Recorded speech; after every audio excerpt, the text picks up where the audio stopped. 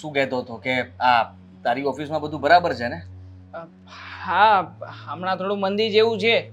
પણ તમે રજા તો નહીં આપે ને? અહીં આપે મોટા ભાઈ. આ તમને ખબર છે ને, આ ઘણા સમય પહેલાથી જ તે હું આ કોમ્પ્યુટરનું બધું શીખી ગયો છું, એટલે વાંધો આવે એવું કંઈ નથી. હા તો વાંધો નહીં. પણ રજા નહીં આપે એટલે શેની રજા જોઈએ? અરે મંદી છે એટલા માટે ત્યાંથી બધાને છુટ્ટી આપી દે છે કે ઘરે જઈને મજા કરો, હવે તમારી અમને કોઈ જરૂર નથી એમ. પણ એવું તો હીરામાં થતું હોય. હીરામાં શું, અત્યારે બધા હીરા જેવા ધંધા થઈ ગયા છે, ક્યારે કોને જરૂરિયાત પૂરી થઈ જાય કઈ કહેવાય નહીં. તમારું કયો ને, તમારે કેવું ચાલે છે? મારે બરાબર છે, કઈ વાંધો નથી. પણ હા, આ નવા મતલબમાં નિયમો બહાર પાડ્યા છે, લોકોએ કહ્યું છે કે જે પગાર અમારો 1લી-2જી તારીખમાં થતો હતો ને એ હવે 10 તારીખે કે 12 તારીખે થશે. અમારે પણ એવું છે. આ રોજે રોજ કઈ ને કઈ નવો નિયમ આવ્યો જ હોય છે. તો શું, હા આપણા આ મિડલ ક્લાસ લોકોની આજ તો મોટી બીમારી છે. એ પણ એક વાત કહું, બોલો ને. આ તમે બેવ ભાઈઓ પારકી નોકરી કરો છો અને જ્યારે હોય ત્યારે ટેન્શનમાં રહેવાનું કે એ લોકો છૂટા નહીં કરી દે ને એ લોકો આમ નહીં કરી દે. હું એમ કહું છું કે નાનું નાનું રોકાણ કરીને બેવ ભાઈઓ કોઈ બિઝનેસ ચાલુ કરો ને. રોકાણ કરવાના ક્યાં પૈસા બચે જ છે ઘરમાં? આ પૈસાની બચત થતી હોય તો કંઈક નવો વિચાર કરીએ ને બા. પણ મારી વાત તો સાંભળો, તમે લોકો કોઈ બિઝનેસનો પ્લાન તો કરો અને એમાં રોકાણ કેટલું જોઈએ એ કરો ને, તો હું કંઈક કરીશ. હા, એ વાત પણ સાચી છે. પડ્યા હશે બાની પાસે રૂપિયા? હોય જ ને. ઈ તમારે વિચાર. શું થયું? આમ કેમ દોડતી દોડતી આવી? શું થયું ભાભી, અને ડરેલા કેમ છો? મારી તિજોરીમાંથી પૈસા ગાયબ. તિજોરીમાંથી? એક મિનિટ. પૈસા ગાયબ એટલે? અરે તમે મને 3000 રૂપિયા આપ્યા હતા કે નહીં બિલ ભરવા માટે? હા. તો ત્યારે હું તમને દેવા માટે ક્યારની શોધતી હતી, પણ મારી તિજોરીમાં પૈસા નથી. પૈસા નથી? મૂકી દીધા હશે. સરખો ગોતો. સિરિયસલી ગાંડી સમજે છે મને? હા. શું હા? જો તમે એને સમજાવીને રાખો, હું ટેન્શનમાં છું ને મને બોલાવે નહીં. પણ મીરા, જો. એવા 3000 રૂપિયા તે છૂટા મૂક્યા હશે કે ક્યાંક પર્સમાં હશે. નથી એટલે નથી એટલે નથી બા, સાચું કહું છું. કોઈએ ચોરી કરી હોય ને એવું લાગે છે. તિજોરીમાં મેં બરાબર સાચવીને મૂક્યા હતા. ઘરમાં ચોરી? હા, ઘરમાં ને ઘરમાં કોણ ચોરી કરે? અને કોઈને પણ 3000 રૂપિયા જોઈતા હોય તો માંગી શકતું હતું ને ઘરમાંથી. હા સાચી વાત છે. શું સાચી વાત છે? માંગવા હોત તો મારી પાસે આવત ને. અને તિજોરીની ચાવી પણ નહોતી, તિજોરી ખુલ્લી પડી હતી. આ સીઆઈડી જોવાનું બંધ કરો. જ્યારે જો ત્યારે ક્રાઇમ પેટ્રોલ ને સીઆઈડી જોવો છો ને એટલે બધા પર શક કરો છો. હા, તો જો, કાકાનું જો. મર્ડર નથી કરતી. ઓ બસ હવે તમે લોકો બહેસ ના કરો અને માથાકૂટ નહીં કરો 3000 રૂપિયા માટે થઈને. હા બની શકે કે કદાચ મેં તને આપ્યા તો મારા પર્સમાં જ નથી રહી ગયા ને ભૂલમાં મેં પાછા મૂકી દીધા હોય. અરે પર્સ તો રાત્રે જ મેં પર્સ? શું? શું રાત્રે શું? રાત્રે જ મેં વ્યવસ્થિત જગ્યાએ મૂક્યું હતું. તમારું પર્સ પર્સમાં ન હોય. ચેક કરી લીધું હોય આને બધું, એટલા માટે એમ કહે છે કે કઈ ના હોય. આ ઘણી વાર તમે કહો છો ને ઓફિસમાં કે તારા ભાભીએ રૂપિયા કાઢી લીધા લાગે છે. તમે આવું કહો છો? હા, દર વખતે વાત કરે છે. ભાભી, આ બીજાનું તો મૂકો. પેલા તમે કહો. આ તમે તો પૈસા આમ તેમ નથી કરી દીધા ને? અરે વાહ, બોલી ચબુતરી બોલી તું. ચૂપ રહે. ભાભી, આ તમે 2 દિવસ પહેલા મારા ભાઈ સાથે વાત કરતા હતા કે સાડી લેવા માટે રૂપિયા જોઈએ છે. રૂપિયા જોઈએ છે એમ કહ્યું દેવાંગ હતું. દેવાંગ એક મિનિટ. હામાં સાડીની વાત ક્યાં વચમાં આવી? અને હા? તમે સાંભળ્યું કેવી રીતે? સાંભળ્યું જોઈને. રૂમમાં કરતા હતા. અરે આ પણ ઘરમાં રહીએ છીએ, કઈ બહાર નથી રહેતા, અને તમે જે કઈ પણ વાત કરો છો એ બધી વાત નીચે સંભળાય છે. અમારો રૂમ નીચે જ છે. હા હા બધી વાત સાચી, છોડો. હા ઘરમાં મતલબમાં 3000 રૂપિયાનું બિલ હું ભરી દઈશ. હવે એ વાત ભૂલી જઈએ અહીંયા. હા વાત અને આદિ હજી એક વાત, કાલે એના મમ્મીને ઈ ફોન કરતી હતી અને એના મમ્મીએ કંઈક એવું કીધેલું મેં સાંભળ્યું હતું કે મારે 2000ની જરૂર છે, મારે રિપોર્ટ કરાવવાના છે. તો આ કે મમ્મી 2000 નું જ કામ છે ને, તું ચિંતા નહીં કર, હું છું તારી સાથે. 2000 ની સાથે 1000 રૂપિયા બોનસમાં આપી દીધા. આખા ઘરમાં બધા મારી વાતો સાંભળ્યા કરે છે. મને તો આજે ખબર પડી કે તમે અને તમે. હા, પણ તમે બોલો જ છો એટલું જોર જોરથી. જાહેરમાં હા. ફોન કરે તો એક બધાને મિનિટ એક સંભળાય. મિનિટ. તે પૈસા સાચે નથી લીધા ને? જો સાચે તે લીધા હોય તો કહી દે ને કે મેં લીધા છે. નથી લીધા. સારું, નથી લીધા. હા પાકું થઈ ગયું છે દેવાંગ. હવે આ વાત ઉપર આપણે વધારે મતલબ ડિસ્કશન નથી કરવું, છોડી દઈએ. હા ના ના, છોડી શું કામ દઈએ? 3000 રૂપિયાનો સવાલ છે ને મોટા ભાઈ, એ કઈ રમવાની વાત તો નથી. હા, કે તિજોરીમાંથી ગાયબ થઈ ગયા અને વાતને છોડી દઈએ. તો એક ઘરમાં વાત- બીજા લોકોને પૂછો ને પણ. હા પણ એક વાતનો જવાબ આપ. હું તને પૂછીશ કે 3000 રૂપિયા તે લીધા છે તો તું શું કહીશ? હું શું કામ તમારા રૂમમાં આવું? હા. આવું જ નહીં ને કામ વગર. પાને પૂછીશ તમે લીધા છે? શું કામ? મને જોઈએ ત્યારે તું આપે જ છે તો મારે શું કામ લેવા પડે? અને તે હું શું કામ ને તમારા પૈસા લઉં?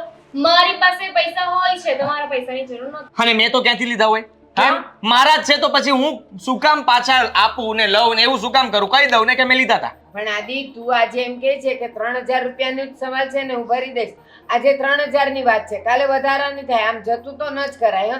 મોટા શોધવું તો પડે જ કે આ કોણે કર્યું. બરાબર છે. આ ગઈકાલે તમે જ કહેતા હતા ને કે ક્રિકેટ આવી રહી છે તો સટ્ટામાં રૂપિયા. ઓહો! શું એની માટે થઈને છે ને હું ખોટા રૂપિયા મતલબમાં એવી રીતે નથી બગાડતો. હું સાઈડમાં કાઢી આવું એમાંથી નાખું છું, ઇન્વેસ્ટમેન્ટ કરું છું. સાચું બોલો ઇન્વેસ્ટમેન્ટ. તમે અરે લીધા એ હોય તો ને? બાય કહેતા હતા કે એમને બહાર જવું છે, એક સત્સંગ મિનિટ. જાય છે મંડળ. ચલો તો તમે અરે શું ચલો? હા, મારે ઓફિસ માટે લેટ થાય છે, હું જાઉં છું. હા, આ ડિસ્કશન નહીં કરતા ખમો, હવે. હું છોડો. આવું છું. અરે પણ ખમો તો ખરા. ચોર કોણ તું?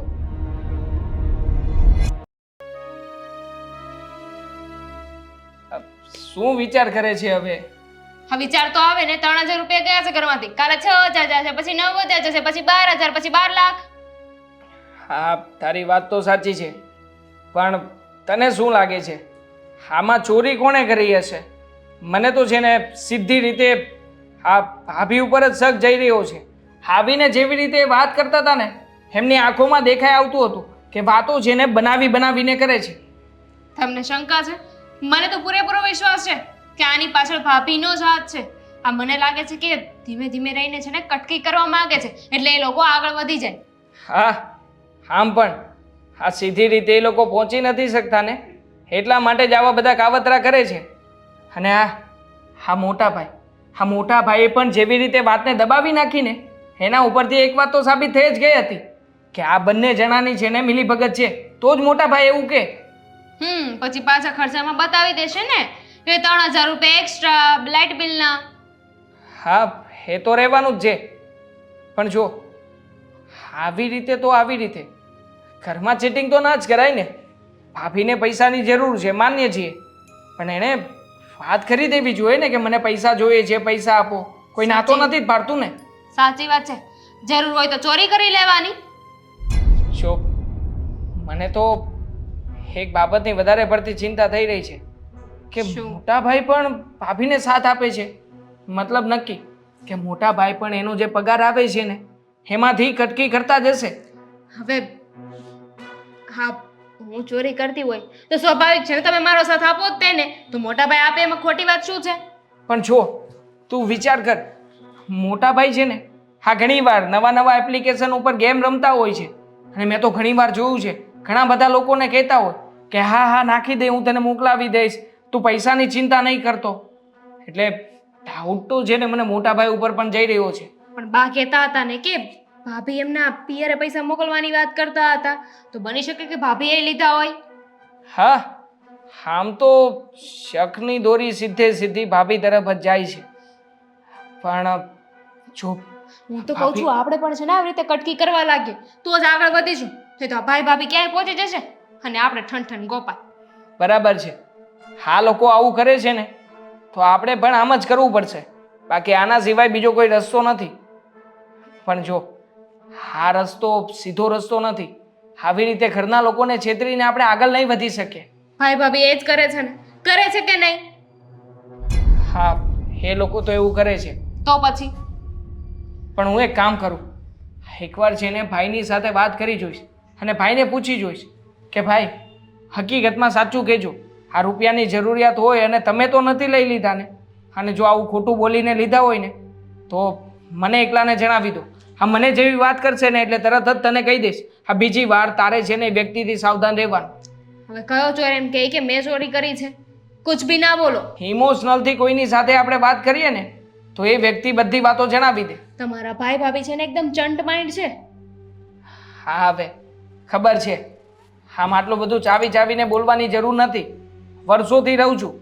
હા, તો તું હમણાં લગ્ન કરીને આવી છે, બાકી આ પહેલા મારા ભાઈ અને ભાભી બધી જ જગ્યાએ ઘરમાં છે ને પોતાનું જ ચલાવતા. આ પોતાનું જ ચાલતું. હવે જે થઈ ગયું ને એને ભૂલી જાઓ ને આગળ શું કરવાનું છે ને એ મને કહો.